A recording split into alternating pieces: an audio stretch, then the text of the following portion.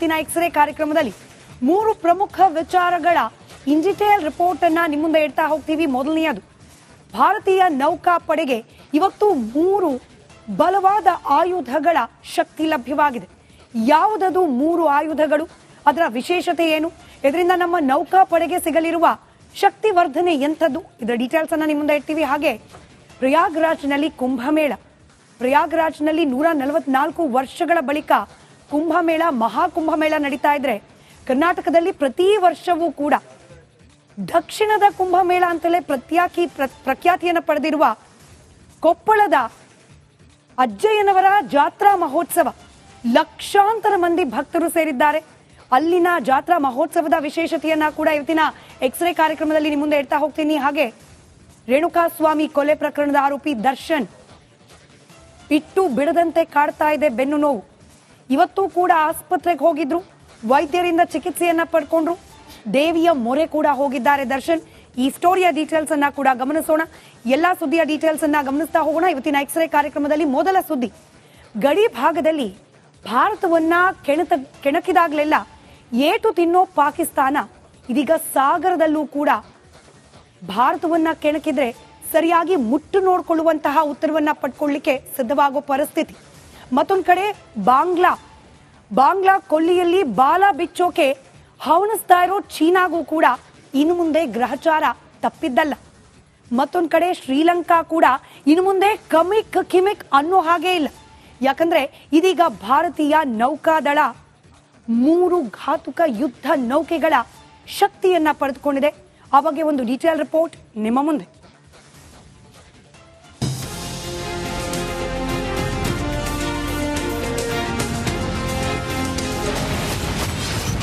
ಭಾರತೀಯ ಸೈನ್ಯಕ್ಕೀಗ ನೌಕಾ ತ್ರಿಶೂಲ.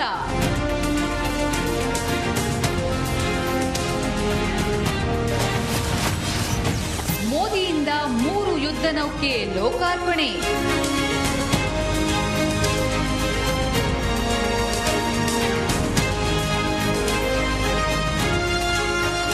ಭಾರತೀಯ ಸೇನೆಗೆ ಬಂದಿದೆ ಮತ್ತಷ್ಟು ನೌಕಾ ಶಕ್ತಿ.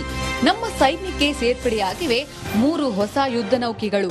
ಮುಂಬೈನ ನೇವಲ್ ಡಾಕ್ ಯಾರ್ಡ್ನಲ್ಲಿ ನಡೆದ ಸಮಾರಂಭದಲ್ಲಿ 3 ಪ್ರಮುಖ ಯುದ್ಧ ನೌಕೆಗಳನ್ನು ದೇಶಕ್ಕೆ ಸಮರ್ಪಿಸಿದ್ದಾರೆ ಪ್ರಧಾನಿ ನರೇಂದ್ರ ಮೋದಿ.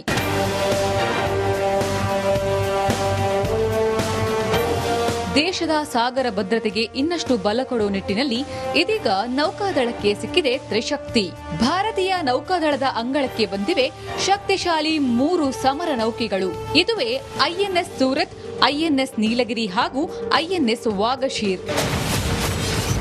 ಸೂರತ್ ಶಕ್ತಿಮಾನ್,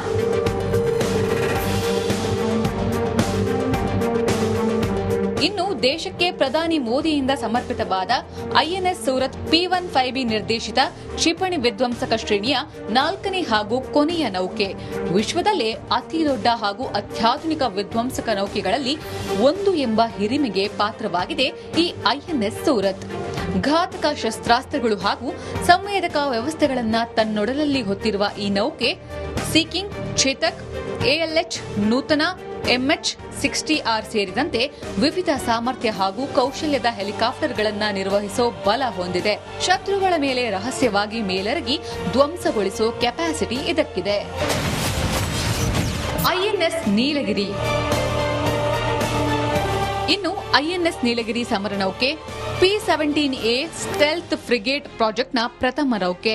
ಭಾರತೀಯ ನೌಕಾಪಡೆಯೇ ವಿನ್ಯಾಸಗೊಳಿಸಿರುವ ಈ ನೌಕೆ ಸುಧಾರಿತ ಶಸ್ತ್ರಾಸ್ತ್ರಗಳು ಹಾಗೂ ಅತ್ಯಾಧುನಿಕ ಯುದ್ಧ ವ್ಯವಸ್ಥೆಗಳನ್ನು ನಿರ್ವಹಿಸೋ ಸಾಮರ್ಥ್ಯ ಈ ನೌಕೆಗಿದೆ.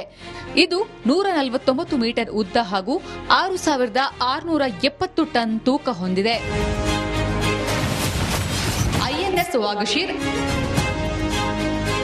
ಅತ್ಯಾಧುನಿಕ ಸೌಲಭ್ಯಗಳನ್ನು ಒಳಗೊಂಡ ಜಲಾಂತರ್ಗಾಮಿ ನೌಕೆ.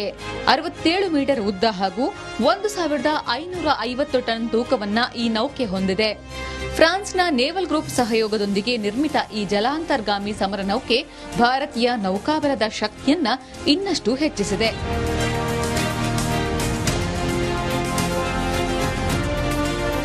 ಸಾಗರ ಗಡಿಯಲ್ಲಿ ಈ 3 ಯುದ್ಧ ನೌಕೆಗಳ ನಿಯೋಜನೆಯಿಂದಾಗಿ ಭಾರತಕ್ಕೆ ಸಿಕ್ಕಿದೆ 100ನೇ ಶಕ್ತಿ. ಎದುರಾಳಿಗಳು ಬಾಲ ಬಿಚ್ಚೋಕೆ ಹೊರಟ್ರೆ ಸಖತ್ತಾಗಿ ಬೀಳಲಿದೆ ಭರ್ಜರಿ ಹೊಡೆತ. ಇತ್ತ ಪಶ್ಚಿಮದಲ್ಲಿ ಪಾಕಿಸ್ತಾನ, ದಕ್ಷಿಣದಲ್ಲಿ ಶ್ರೀಲಂಕಾ, ಪೂರ್ವ ಭಾಗದಲ್ಲಿ ಚೀನಾ ಕಳ್ಳಾಟ ಆಡೋಕೆ ಪ್ರಯತ್ನಿಸಿದ್ರೆ ಖಂಡಿತ ಶತ್ರುಗಳ ಬಾಲ ಕಟ್ ಮಾಡೋದು ಗ್ಯಾರಂಟಿ. ದೂರದಿಂದಲೇ ಶತ್ರು ಲಗ್ಗೆ ಗ್ರಹಿಸಿ ಡಮಾರ್ ಅನಿಸೋ ಶಕ್ತಿ ನಮ್ಮ ನೌಕಾಪಡೆಗೆ ಬಂದಿದೆ. ಈಗಿನ ಹೊಸ 3 ಯುದ್ಧ ನೌಕೆಗಳಲ್ಲಿ ಎಂತಹ ದುಶ್ಮನ್ಗೂ ಪಾಠ ಕಲಿಸೋ ತಾಕತ್ತಿದೆ.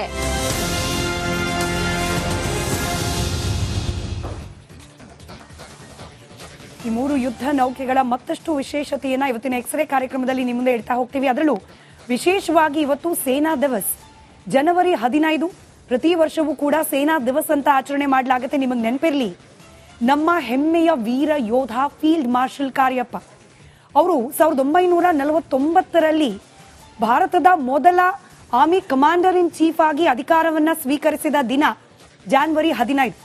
ಇದರ ಸ್ಮರಣಾರ್ಥವಾಗಿ ಪ್ರತಿ ವರ್ಷವೂ ಕೂಡ ಸೇನಾ ದಿವಸ ಆಗಿ ಆಚರಣೆ ಮಾಡಲಾಗುತ್ತೆ.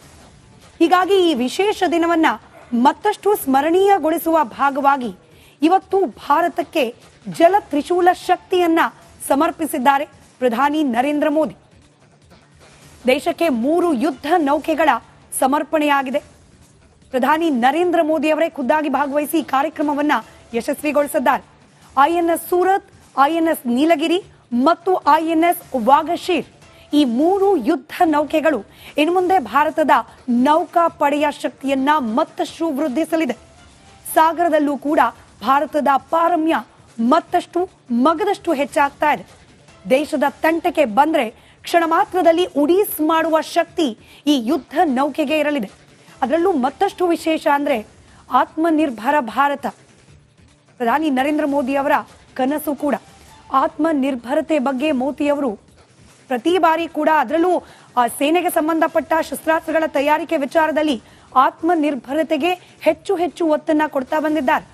ಈವರೆಗೆ ಇದರ ಭಾಗವಾಗಿ 5,000 ಬರೋಬ್ಬರಿ 5,000 ರಕ್ಷಣಾ ಸಾಮಗ್ರಿಗಳ ಉತ್ಪಾದನೆ ಭಾರತದ ಒಳಗೆ ಆಗಿದೆ.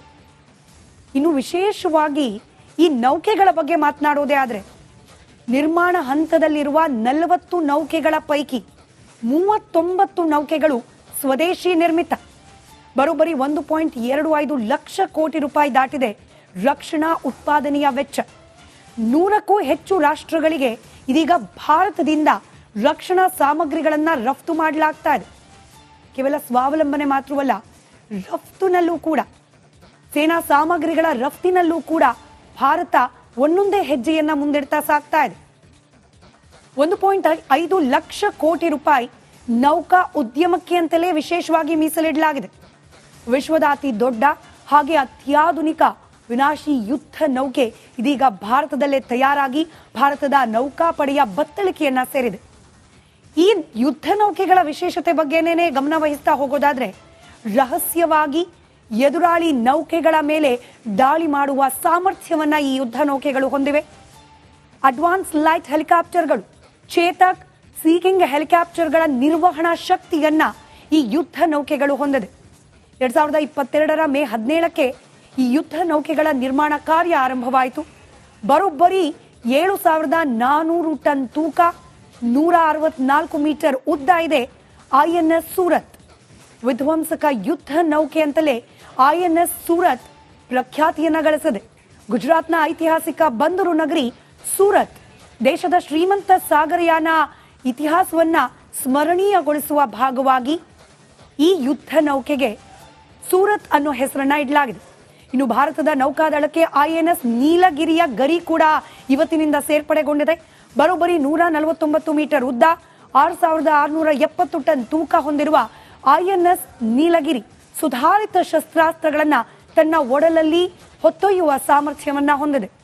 5 ಬ್ರಹ್ಮೋಸ್ ಸೂಪರ್ಸಾನಿಕ್ ಕ್ರೂಸ್ಗಳನ್ನ ಕೂಡ, ಕ್ಷಿಪಣಿಗಳನ್ನ ಕೂಡ ಈ ಒಂದು ಯುದ್ಧ ನೌಕೆ ತನ್ನ ಒಡಲಲ್ಲಿ ಇಟ್ಕೊಳ್ಳುವ ಸಾಮರ್ಥ್ಯವನ್ನ ಹೊಂದಿದೆ.